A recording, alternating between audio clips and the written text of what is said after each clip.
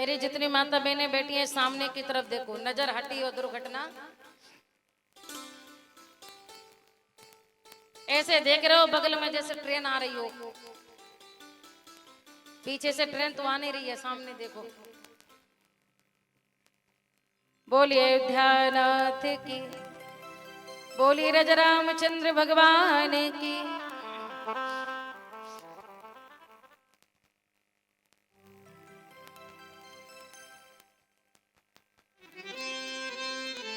माता कौशल्या जी ने कहा कि मैंने कहा था बेटा बन के आना, तुम तो दादाजी बन के आ गए। अब बताओ, लोगों का बुद्धि खराब हो जाएगी। आपके स्वरूप को देखेंगे तो कहेंगे कि बेटा, आज का बेटा जन्म लिया और इस प्रकार का, और आप अपना वचन भूल गए हो।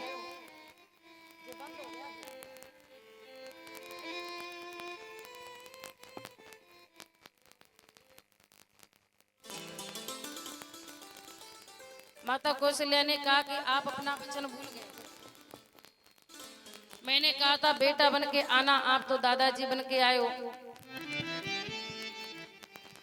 माता पुनि बोली, माता पुनि बोली, सोमति डोली, तजहु तात ये रूपा, अकी जैसे सुलीला, अति प्रियशीला, ये सुख परम अनूपा। सुन वचन सुजाना, सुन वचन सुजाना, रोदन टाना, कोई बालक सुर भूपा, और ये चरित जगावे, हरि पद पावे, ते न परे भवतु।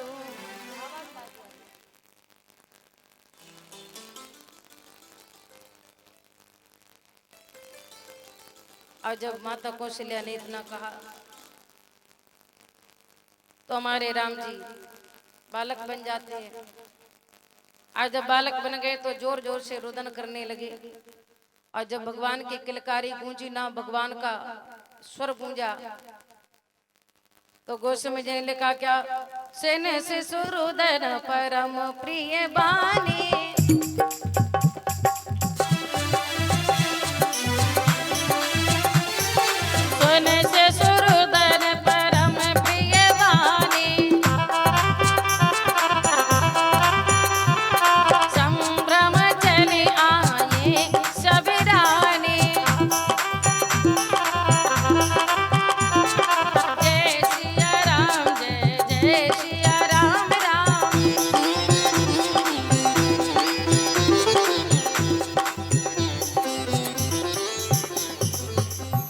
भगवान श्री राम के किलकारी को सुनकर जब दौड़ करके आती हैं दास दासियां महलों की, देखा कि माता कौशल्या मूर्छित होकर बेहोश होकर के पड़ी हुई है, और उनके बगल में प्रभु श्री राम जी, सांवला स्वरूप है, सांवला रंग है, घुंघराले बाल हैं, हंसते हैं तो गाल में खंजन गड़े पड़ते हैं।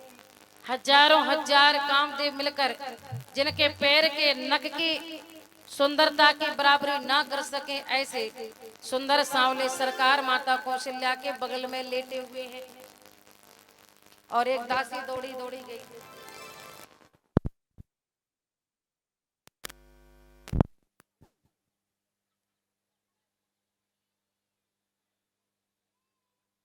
ये लाइट चली जा रही, बंद कर दी रिकॉर्डिंग।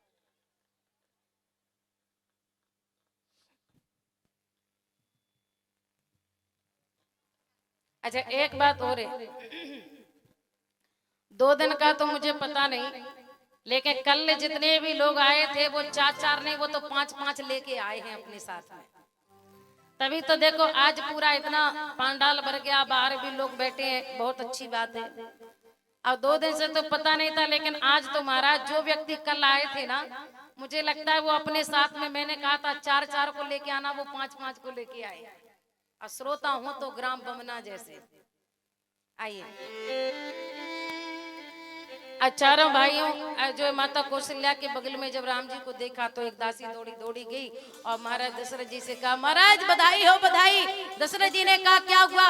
बोला महाराज होना क्या गए, आज सूर्यवंश पवित्र हो गया, सूर्यवंश उजागर कर दिया महारानी कौशल्या जी ने। क्यों? क्योंकि आज माता कौशल्या ने चांद से सुंदर मुख वाले एक राजकुमार को, बालक को जन्म दिया है। और जैसे महाराज दशरथ जी ने सुना महाराज 60,000 वर्ष की उम्र हो चुकी थी, निसंतान थे, संतान नहीं थी, 3 पत्नियां थी। और आज महाराज दशरथ जी के जब श्रवणों ने, कानों ने, आज महाराज दशरथ के कानों में जब ये शब्द पड़ा कि कौशल्या जी ने एक बेटे को, बालक को जन्म दिया, तो गोस्वामी जी लिखते हैं क्या, बोले दशरथ पुत्र जन्म सुन काना, मानहु ब्रह्मानंद समाना।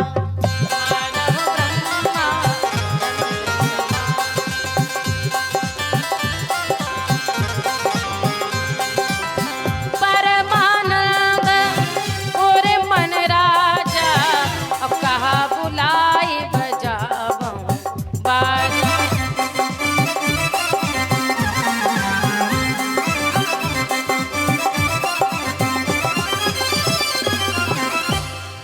दशरथ जी ने अपने गले के हार तोड़ तोड़ करके फेंकना शुरू कर दिया, लुटाना शुरू कर दिया, अपने आभूषण तोड़ तोड़ करके, हीरा मोतियों के आभूषण तोड़ तोड़ के लुटाना। और जिसने भी सुना, जिसके पास जो था वो लुटाना प्रारंभ कर दिया। और जब दशरथ जी आते हैं तो हजारों की भीड़ लगी, और जो राम जी को देखे वो हटे ही ना। हमारा दशरथ जी को सैनिक बुलाने पड़े, लोगों की भीड़ को अलग करना पड़ा। बहुत समय के बाद दशरथ जी माता कौशल्या तक पहुंच पाए, महारानी कौशल्या अपनी पत्नी तक पहुंच पाए।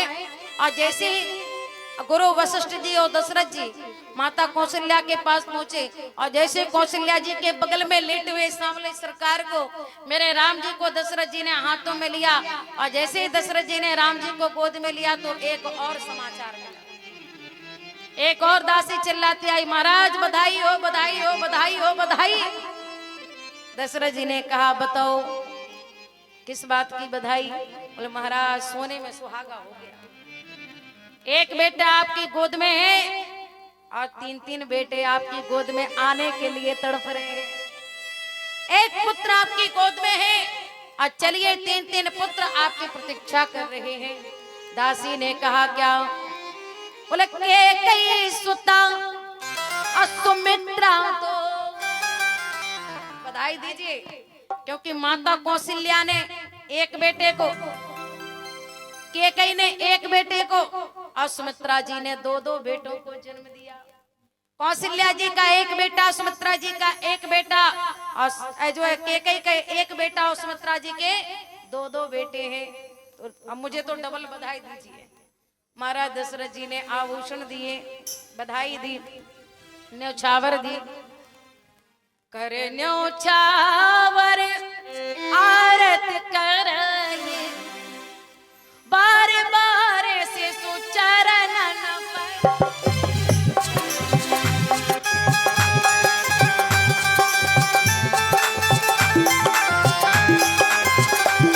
अरे करे न्यौछावर आरत करई, करे न्यौछावर आरत करई, बार बार से सुचरणन पर।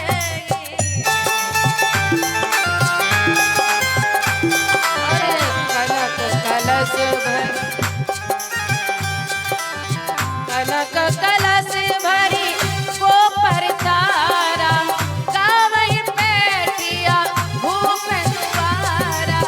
जय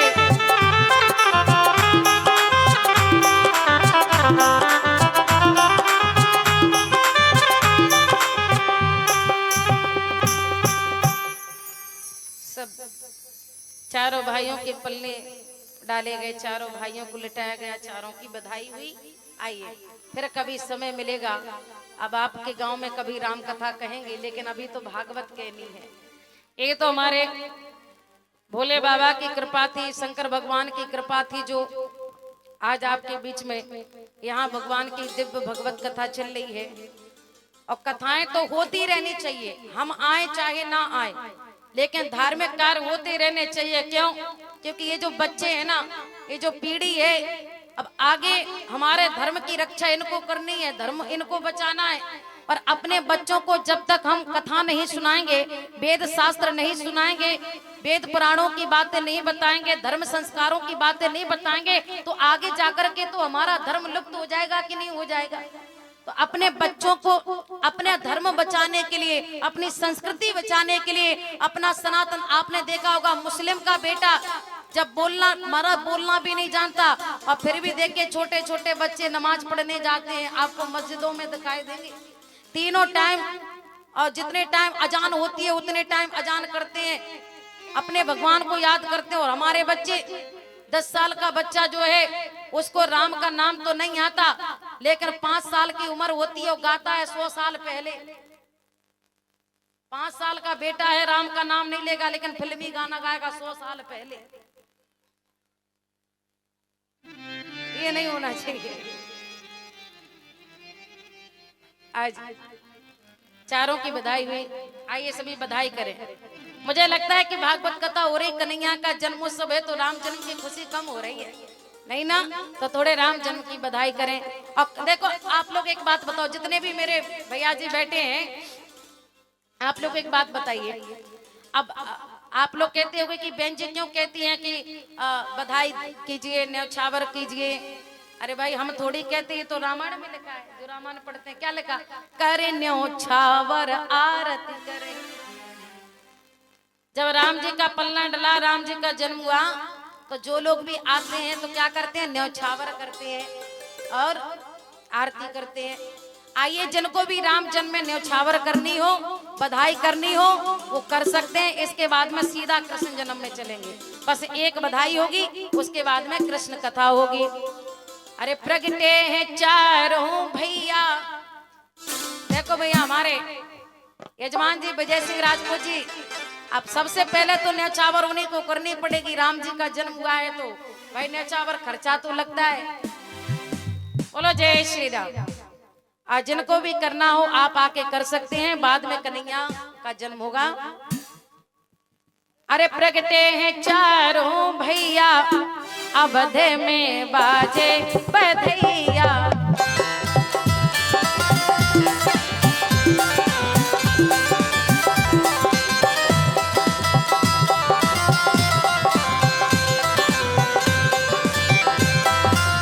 प्रगटे हैं चारों भैया, अवध में बाजे बधैया।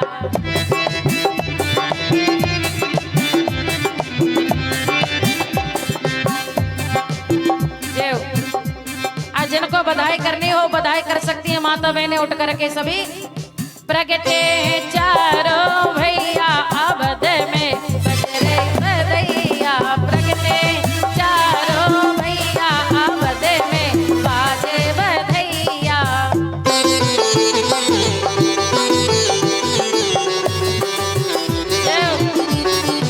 दोनों हाथ उड़ा करके सभी।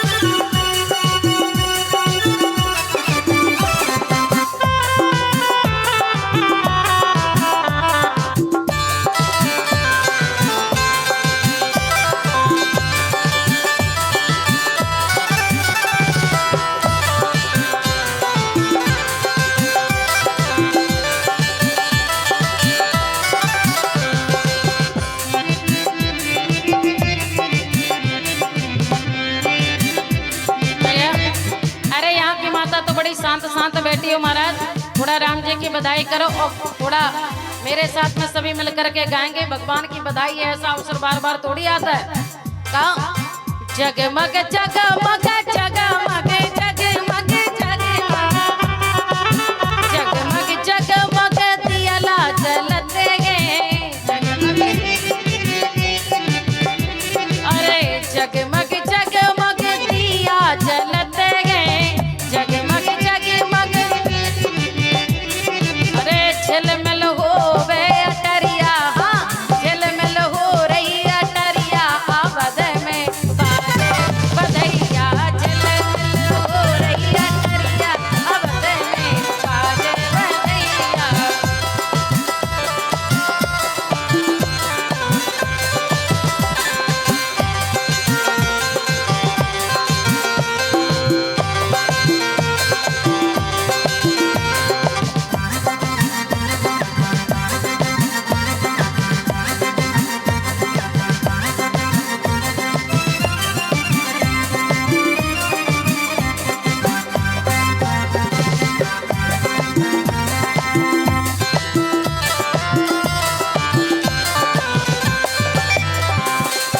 कौन लुटावे हीरा और मोती,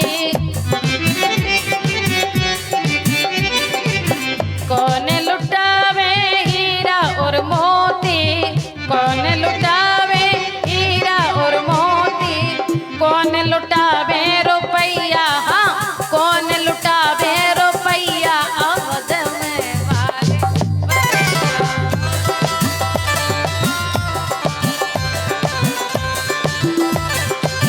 कौन लुटावे रुपैया, अवध में बाजे बधैया।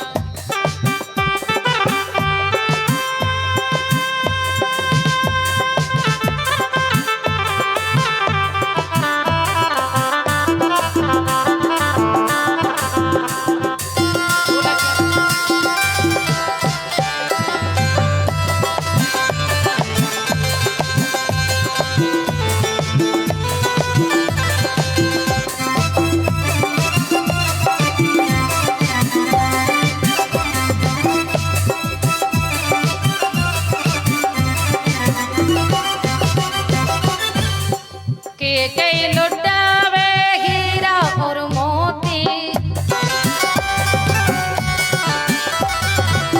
के कई लुटावे, हाँ के कई लुटावे हीरा और मोती, के कई लुटावे,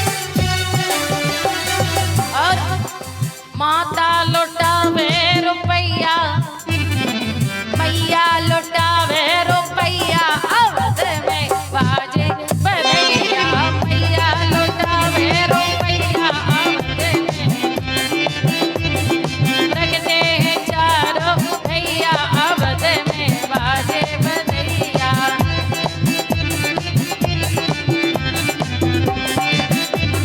रखते हैं चारों भैया, अवध में बाजे बधैया।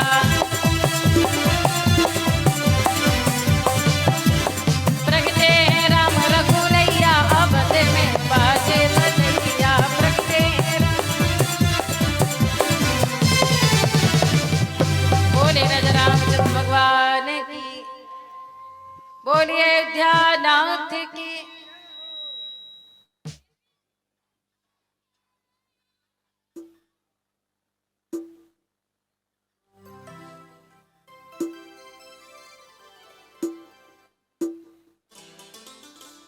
अब बैठ जाओ, कन्हैया का पलना झुला लेना, जो आ गई है वो झुला लें, बाद में आना, जो खड़ी है वो न्यौछावर कर सकती है, बाकी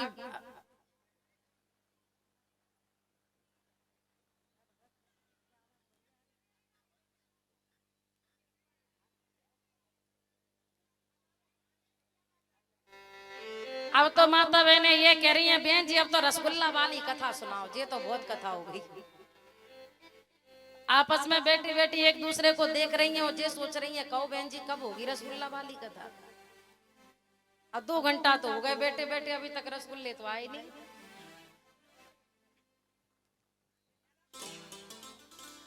अच्छा जन्म हुआ,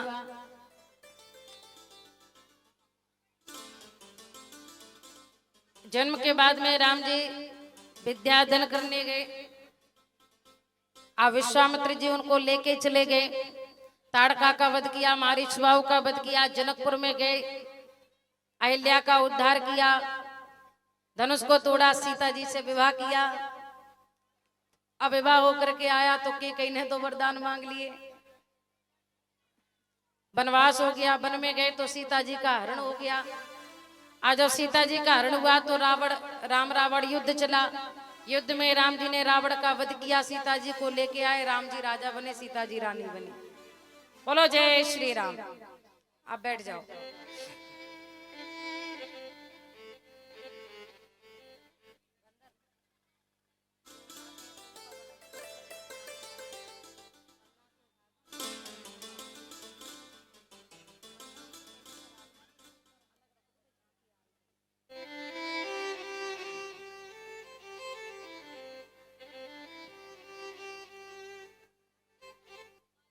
अच्छा, आज थोड़ी गर्मी भी ज्यादा है इसलिए माताएं थोड़ी इधर उधर हो रही हैं।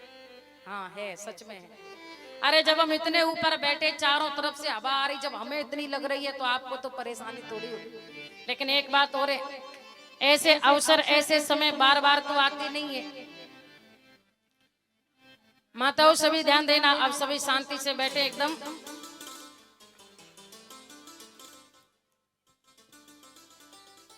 बोलिए राजा रामचंद्र भगवान की, बोले श्रीमद् भागवत महापुराण की। जय जय श्री राधे, जय जय श्री राधे, जय जय श्री राधे।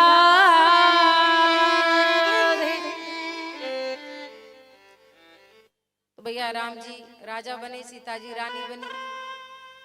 अब चलो भागवत कथा में। आज श्री सुखदेव जी महाराज कहते हैं, राजा परीक्षित, नारायण के पुत्र ब्रह्मा, ब्रह्मा के पुत्र चंद्रमा, चंद्रमा के पुत्र बुध हुए और बुध के पुत्र हुए पुरुरवा। इसी वंश में आगे चल करके 6 बेटे हुए। कौन?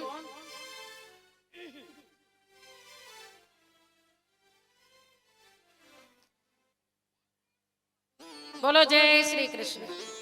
एक बार जरा दोनों हाथ उठाकर जय श्री कृष्ण, जय श्री कृष्ण, जय श्री कृष्ण।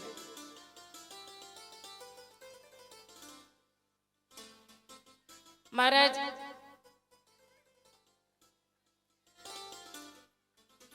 चंद्रवंश में महाराज नहुस हुए और नहुस के 6 बेटे हुए, यति, अयाति, संयाति, व्यति, कृति और रति। अब एकदम शांत बैठो, ऐसा लगना चाहिए कि एक ही व्यक्ति बैठा है, एक व्यक्ति कथा कह रहा है और एक ही सुन रहा है। और कथा तब कथा होती है जब हजारों बैठे हो, और फिर भी ऐसा लगना चाहिए कि एक बैठा है, तब तो कथा हो। चारों तरफ से आवाज आए तो कथा थोड़ी होती है, फिर तो व्यथा हो जाती है। तो आप लोग चाहते हो कि व्यथा ना हो, कथा हो, तो एक हजारों बैठे हो आप लोग, पर ऐसा लगना चाहिए कि एक बैठा है। अयाति महाराज की 2 पत्नी थी, एक का नाम था देवयानी, दूसरी का नाम था शर्मिष्ठा। और जो देवयानी है वो गुरु शुक्राचार्य की बेटी है। एक दिन शर्मिष्ठा राजकुमारी है और शर्मिष्ठा देवयानी दोनों स्नान करने के लिए जाती हैं। आज जल्दी जल्दी में देवयानी ने शर्मिष्ठा के वस्त्र पहन लिए, तो शर्मिष्ठा को इतना क्रोध आया कि अपनी सखी को कुएं में धक्का दे दिया और वो कुएं में गिर गई। अब बेचारी बीच रास्ते में कुएं में डली पुकार रही थी, सहायता मांग रही थी।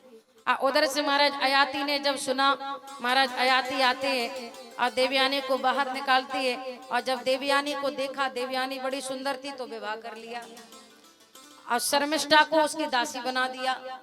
लेकिन कुछ समय बाद देखते देखते शर्मिष्ठा ने भी महाराज से विवाह कर लिया। अब दोनों पत्नी बन गई, शर्मिष्ठा देवयानी, और दोनों के 5 पुत्र हुए। यदुम चातुर्वसुम चैव देवयानी व्यजायत, दुह अनुचा पुरुचा शर्मिष्ठा वर्ष पर्वणि। बोलो जय श्री कृष्ण। देवयानी के 2 बेटे, यदु और तुर्वसु। और जो यदु महाराज है ना, यदु महाराज के वंश में ही तो भगवान का जन्म हुआ। यदुवंश में, यदु महाराज से ही यदुवंश, चंद्रवंश था पहले, और चंद्रवंश यदु महाराज के जन्म के बाद वो चंद्रवंश यदुवंश में बदल गया। और इसी यदुवंश में आगे जाकर के महाराज देवमीढ़ हुए, और उनके अर्जन और प्रजन हुए, एक के सूरसेन हुए। और सूरसेन के पुत्र हैं वसुदेव, अर्जन और प्रजन के पुत्र हैं नवनंदन नंद बाबा। अच्छा, सूरसेन के जो पुत्र है ना वसुदेव, माताओं वसुदेव जी की 7 पत्नियां थी। कितनी? 7। कौन कौन थी? श्रीमद् भागवत में व्यास जी लिखते हैं, गौरवी रोहिणी भद्रा मदिरा रोचिनाइला, देव के चा प्रमुखा आसन पतन आनक दुंदुबी। गौरवी, रोहिणी, भद्रा, मदिरा, रोचना, इला। गौरवी, रोहिणी, भद्रा, मदिरा, रोचना, इला। और 7वीं जो है देवकी। देवकी माँ के गर्भ से 8 बच्चों ने जन्म लिया। 6 बच्चों की हत्या कर दी कंस ने, 7वां बलराम है और 8वें श्री कृष्ण ने। मथुरा में जन्म लिया, गोकुल में पलना झूले, वृंदावन में रास रचाया, मथुरा में कंस को मारा, द्वारका में शादी करी, हस्तिनापुर में महाभारत कराया, और बहेलिया का बाण लगने के बाद धराधाम को छोड़ के चले गए। बोलो जय श्री कृष्ण। महाराज और परीक्षित जी देख रहे हैं। आज सुखदेव जी शांत हो गए। परीक्षित जी ने सोचा कि अब कुछ बोलेंगे, वो चुप बैठे। अब परीक्षित जी ने कहा, महाराज कुछ आगे तो बोलो। अरे आगे क्या बोलना, भगवान चले ही गए। और जब भगवान चले गए अब काहे की कथा? अरे महाराज ऐसे कैसे चले गए? बोले पूरी तो हो गई कथा। मथुरा में जन्म लिया, गोकुल में पलना झूला, और वृंदावन में गोपियन के संग रास रचाया, और द्वारका में शादी करी, और उसके बाद में महाभारत करा के चले गए। ऐसे नहीं महाराज, ऐसे कथा थोड़ी सुननी है। फिर कैसे सुननी है? बोले जैसे आपने ध्रुव की कथा सुनाई, प्रहलाद की सुनाई, विस्तार से थोड़ा आपने, जिन्होंने मेरे प्राण बचाए, मेरे बाबाओं के प्राण बचाए, मेरे बाबाओं के प्राण रक्षक, मेरे प्राण रक्षक। अरे कौरवों के पास में तो समुद्र रूपी विशाल सेना थी, और मेरे बाबाओं के पास में क्या था? केवल कृष्ण रूपी नौका। और कृष्ण रूपी नौका को लेके कौरवों की विशाल समुद्र रूपी सेना को मेरे बाबा आसानी से पार कर गए। और जो आपने उनकी कथा इतनी जल्दी सुना दी, थोड़ा विस्तार से सुनाओ ना हमारे। बोले देखो, अरे भूख लगी होगी, प्यास लगी होगी, इतने दिन है गए और आपको भूख नहीं लगती, प्यास नहीं लगती। अच्छा एक बात बताओ, जितनी माताएं बैठी हो, अगर काव को रसगुल्ला खाने को मिले तो गुड़ खा के मुंह काहे को चिपकाएगा? एक कटोरी में रसगुल्ला रखा हो, एक में गुड़ रखा हो, बताओ गुड़ खाओगे कि पहले रसगुल्ला खाओगे? हाँ, आज जिसको रसगुल्ले मिलेंगे भैया वो गुड़ खा के मुंह क्यों चिपकाएगा? तो कहा कि अगर जिसको गंगा जल पीने को मिल जाए, जी बंद हो जा रहा है, बोलो जय श्री कृष्ण। अरे जिसको गंगा जल पीने को मिल जाए तो गंदी नाली का पानी पी के मुंह क्यों खराब करेगा? गंदी नाली का पानी क्यों पिएगा? अच्छा ठीक है, तो आपको भूख नहीं लगती? बोले नहीं, भूख लगती है, प्यास भी लगती है, लेकिन आपके मुख से जब मैं अमृत रूपी कथा को सुन रहा हूं, तो अमृत रूपी कथा को सुन करके भूख प्यास नहीं लगती। अमृत पी रहा हूं तो पानी क्यों पीने जाऊं? अच्छा ठीक है, सुनो। देवकी के 7वें पुत्र बलराम और माता रोहिणी का बेटे भी बलराम। बोले देवक क्या गर्भ संबंधा कुतो देहांतरम बिना। देवक क्या गर्भ संबंधा, ये दोनों माताओं के बेटे हैं। इन दोनों के नाम बलराम है कि ये एक ही बलराम है? आपने कहा कि देवकी के पुत्र बलराम, आपने कहा रोहिणी के पुत्र बलराम, तो ये एक नाम के दो पुत्र हैं, या फिर एक ही माता के कैसे हो गया? का सुनो, अब तुम सुन रहे हो तो विस्तार से सुनो। मथुरा के राजा हैं कंस। मथुरा नगरी के राजा कंस, लेकिन कंस के पिता उग्रसेन, और उग्रसेन की कोई संतान नहीं थी। उन्होंने भी यज्ञ किया, और यज्ञ होने के बाद जब पत्नी ने प्रसाद पाया, पत्नी गर्भवती हुई, एक दिन जंगल में गई, द्रुमल नाम के राक्षस की छाया पड़ गई तो कंस का जन्म हुआ। अब कंस का जन्म होते ही ब्राह्मणों ने कहा कि ये तो दुष्ट है, ये राक्षस प्रवृत्ति का है। महाराज उग्रसेन ने कहा कि ऐसी संतान मुझे नहीं चाहिए, ऐसा बेटा मुझे नहीं चाहिए। पर कोई भी माता पिता अपने बेटे की हत्या अपने हाथ से कैसे कर सकते हैं। अब महाराज उग्रसेन ने कंस को उठाया, एक टोकरी में रख दिया।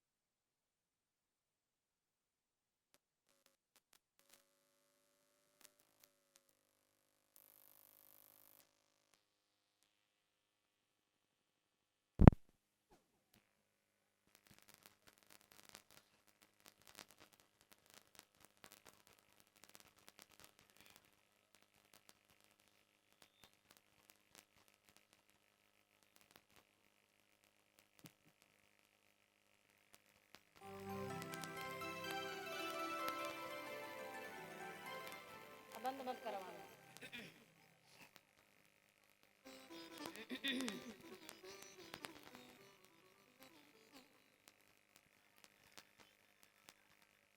कहाँ चल रही थी कथा? बोलो जय श्री कृष्ण। माता देवी यानी उग्रसेन महाराज, महाराज उग्रसेन की पत्नी गर्भवती हुई। और जब गर्भ अवस्था में वो जंगल में भ्रमण करने जाती है, एक द्रुमल नाम के दैत्य की छाया उनके गर्भस्थ शिशु पर पड़ती है। अब उस बेटे का नाम है कंस। ब्राह्मणों ने कहा, पंडितों ने कहा कि ये तो दुष्ट है। महाराज उग्रसेन ने उसे टोकरी में रख करके बहा दिया।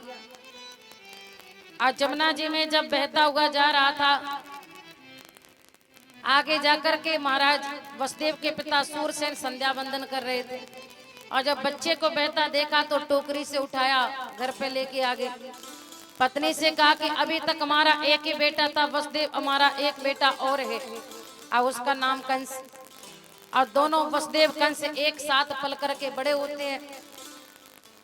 एक दिन आधी रात को आकर के नारद जी ने बताया, अरे महाराज कंस, आप यहाँ पर पड़े हो, यहाँ पे रह रहे हो।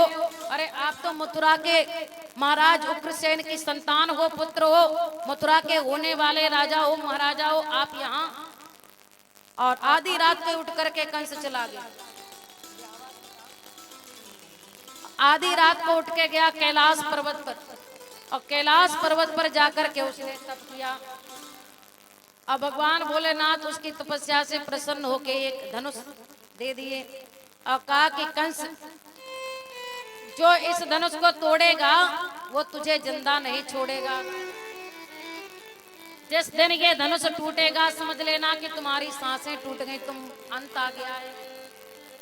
अघासुर, वकासुर, धेनुकासुर, कागासुर, अष्टकासुर, केसी, पूतना, बड़े बड़े राक्षसों को दे दिया, सेना में सम्मिलित कर लिया।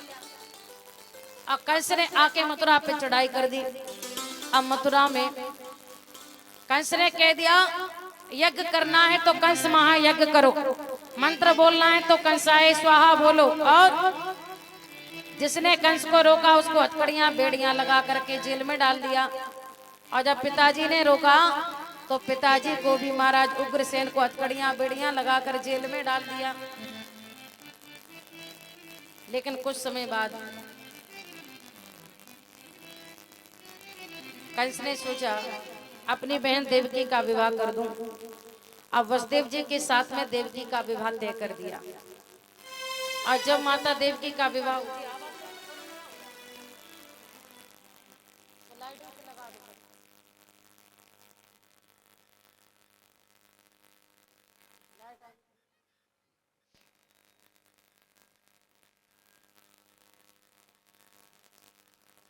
वसुदेव जी ने कहा, कंस बड़ा दुष्ट तो था, लेकिन अपनी बहन चचेरी बहन देवकी को बहुत मानता था। और भाई बहन का रिश्ता होता भी बड़ा पवित्र है। आज भी यदि किसी का ससुराल में कहीं कोई झगड़ा होता है ना, तो वो ये नहीं कहती है कि मैं मायके से भैया को बुला लूं, पिताजी को बुला लूं। कहीं भी कोई झगड़ा होता है तो कहती है कि मैं अपने मायके से भैया को बुला लूंगी। और हर बहन को अपने भाई का बड़ा बल होता है, बड़ा भरोसा होता है, विश्वास होता है। और कितनी ऐसी बहनें हैं जिनके पतियों ने यदि उनको छोड़ दिया हो तो भाई के सहारे अपने मायके में पूरा जीवन बिता देती हैं। एक बात और है, अगर जिसकी पत्नी कभी अपने पति से झगड़ा ना करती हो, अगर कभी पति से झगड़ा करने का मन करे तो बस मायके वालों की बुराई कर दो। सही बात है कि नहीं? अच्छे भले बैठे हो और आपकी पत्नी और आपके बीच कभी भी झगड़ा नहीं होता, कभी भी लड़ाई नहीं होती, और कभी झगड़ा करने का मन करे तो बस भैया की बुराई कर दो। और किसी भी पत्नी के सामने पति ने यदि उसके भाई की बुराई कर दो तो समझो कब रामायण होते होते महाभारत हो जाए, पता ही नहीं चलेगा।